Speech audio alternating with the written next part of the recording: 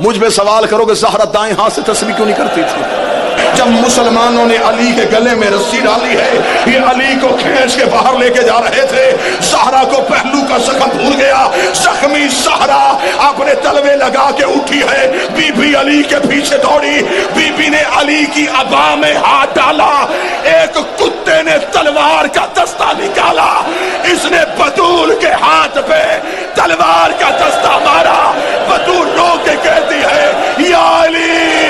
میری انگلیاں شہید ہو گئی۔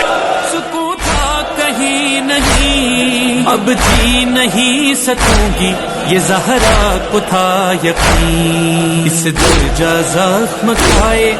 کنفذ کی ذات سے، تسبیح ہی پڑھ نہ پائیں کبھی سیدھے ہاتھ سے۔